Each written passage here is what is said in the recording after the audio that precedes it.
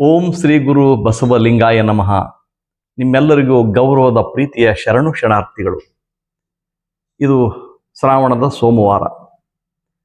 ಕರ್ನಾಟಕದ ಲಿಂಗಾಯತರು ಇವತ್ತು ಸೋಮವಾರ ಅಂದರೆ ಸಂಭ್ರಮವೇ ಸಂಭ್ರಮ. ಅವರಿಗೆ ಎಲ್ಲ ದೇವಸ್ಥಾನಗಳಿಗೆ ಹೋಗೋದು, ಹೂಗಳನ್ನಂತೂ ನಿನ್ನೆ ತಂದಿರಿಸಿರ್ತಾರೆ, ಮಾರ್ಕೆಟಿಗೆ ತಂದಿರಿಸ್ತಾರೆ ಕೆಲವರು.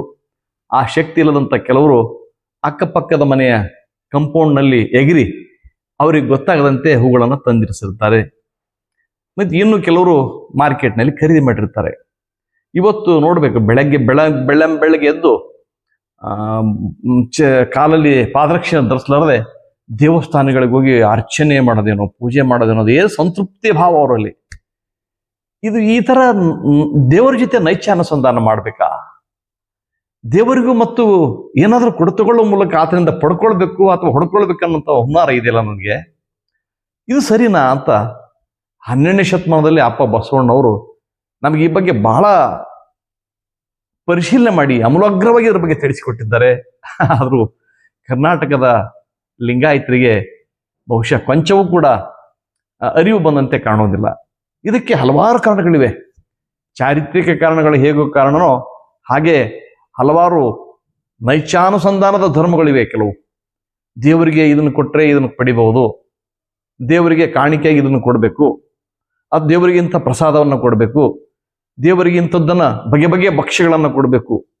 ಬಹುಶಃ ಆ ದೇವರುಗಳು ಉಣ್ಣುವಂತಿದ್ರೆ ಏನು ಮಾಡ್ತಿದ್ರು ನನಗಂತೂ ಗಾಬರಿ ಆಗ್ತದೆ. ಉಣ್ಣುವ ದೇವರುಗಳು ಇತ್ತಂದ್ರೆ ಹೊಣ್ಣೆ ಪೂಜೆ ನಮ್ಮ ಜನ ಕೊಡ್ತಿದ್ರು. ತಿಂತಣಿಯ ಮೌನೇಶ್ವರಿ ಮಾತು ಹೇಳ್ತಾರೆ, ಉಣ್ಣದ ದೇವರಿಗೆ ನೈವೇದ್ಯ ಇಡ್ತಾರೆ, ಉಣ್ಣುವ ದೇವರಿಗೆ ಟೊಣ್ಣೆಯ ನೈವೇದ್ಯ ಅಂತೆ. ಈ ಸ್ಥಿತಿಯಲ್ಲಿ ಖಂಡಿತ ಲಿಂಗಾಯತರು ಇರ್ತಿದ್ರು. ದುರ್ದೈವಶಾತ್ ಅಥವಾ ಅವರಿಗೆ ಅದೃಷ್ಟವಶಾತ್ ಏನೋ ಯಾವ ದೇವರುಗಳು ಉಣ್ಣೋದಿಲ್ಲ. ದೇವರುಗಳು ಉಣ್ಣುವಂತಿದ್ದರೆ ಮನೆಗೆ ಬರುವ ಸೊಸೆ, ಮದುವೆಯಾಗಿ ಮನೆಗೆ ಬರುವ ಸೊಸೆ ಅಥವಾ ಅವಾಗಿನ ಸಂಬಂಧಿಕರು ಕೇಳ್ತಿದ್ರು, ನೀವು ಮನೆಯಲ್ಲಿ ದೇವರೆಷ್ಟಿವೆ ಅಂತ. 5, 6, 8 ಅಂತ ಹೇಳಿಬಿಟ್ರೆ ಅವ್ರು ಎದೆ ಹೊಡೆದ್ರು, ನಾವು ಅಂತ ಮನೆಗೆ ಕೊಡೋದಿಲ್ಲ, 1, 2 ಆದ್ರೆ ಕೊಡ್ಬೋದು ಅಂತ.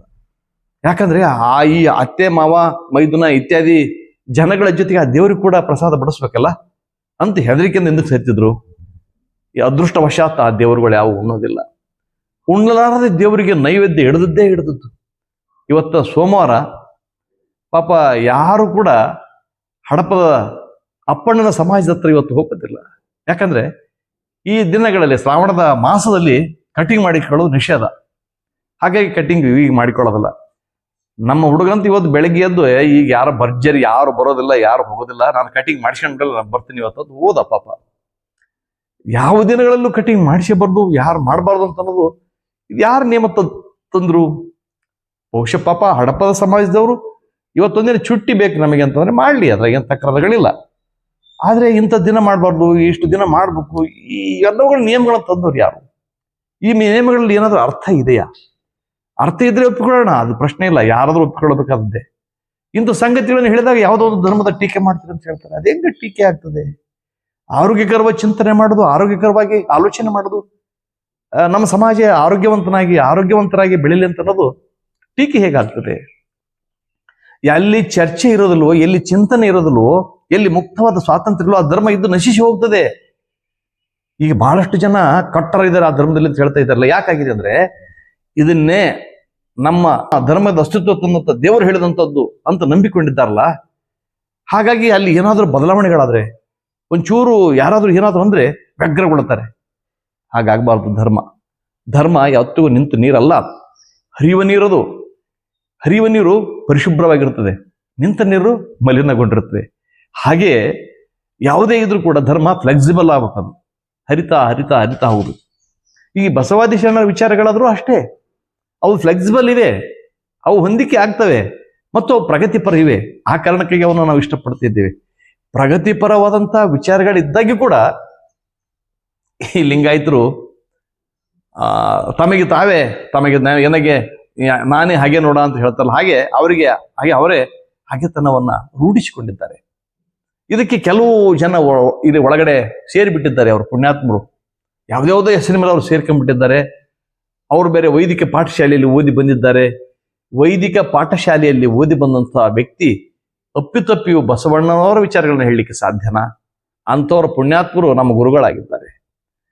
ಅವರು ಗುರುಗಳಂದ್ರೆ ವಿದ್ಯೆಯಿಂದ, ಜ್ಞಾನದಿಂದ, ಅರಿವಿನಿಂದ ಗುರುಗಳಾದ್ರೆ ಅಂದೇನು ತಕರಲ್ಲ. ಅವ್ರು ಬರೀ ಬಟ್ಟೆಯಿಂದ ಮಾತ್ರ ಗುರುಗಳಾಗಿದ್ದಾರಲ್ಲ.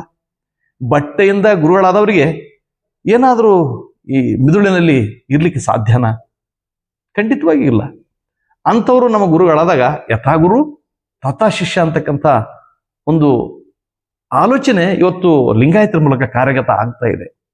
ಇವನಾರವ ಅಂತ ದೂರೀಕರಿಸದೆ ಇವ ನಮ್ಮ ಮನೆಯ ಮಗನೆಂದೆನಿಸಯ್ಯ ಅಂತ ಎಲ್ಲರನ್ನ ಅಪ್ಪಿಕೊಂಡ ಸಮಾಜದಲ್ಲಿ ಜಾತಿಯ ಕಾರಣಕ್ಕಾಗಿ ಕೆಲವರನ್ನ ದೂರೀಕರಿಸುವಂತಹ ಮನಸ್ಥಿತಿಯಲ್ಲಿ ನಾವಿದ್ದೇವಲ್ಲ. ಯಾವುದಕ್ಕೆ ನಾವು ಪ್ರಶಸ್ತಿ ಕೊಡಬೇಕು ಅದಕ್ಕೆ ಪ್ರಶಸ್ತಿ ಕೊಡ್ತಾ ಇಲ್ಲ, ಯಾವುದಕ್ಕೆ ಒತ್ತು ಕೊಡಬಾರ್ದು ಅದಕ್ಕೆ ನಾವು ಒತ್ತು ಕೊಡ್ತಾ ಇದ್ದೀವಲ್ಲ. ಇದರಿಂದ ನಾವು ಹೊರಗಡೆ ಬರೋದು ಯಾವಾಗ? ಬಸವಣ್ಣವ್ರು ಒಂದು ವಚನ ನನಗೆ ನೆನಪಾಗ್ತದೆ.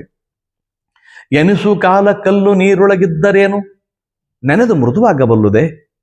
ನಾವು ಬಸವಣ್ಣವರ ಅಡಿಯಲ್ಲೇ, ವಚನ ಸಾಹಿತ್ಯದ ಅಡಿಯಲ್ಲೇ ಸಾವಿರಾರು ವರ್ಷಗಳಿಂದಿದ್ರೆ ಏನು ಪ್ರಯೋಜನ ಬಂತು? ಬಸವಣ್ಣವ್ರ ಭಾವಚಿತ್ರ ನಮ್ಮ ಮನೆಗೆ ಬಂದಿವೆ. ಬಸವಣ್ಣವ್ರ ವಿಚಾರಧಾರೆ ನಮ್ಮ ತಲೆಯಲ್ಲಿ ಹೊಕ್ಕೊಂಡು ಕಾರ್ಯಗತ ಆಗಿದ್ರೆ ಏನ್ ಮಾಡ್ಬೇಕು ಹೇಳಿ?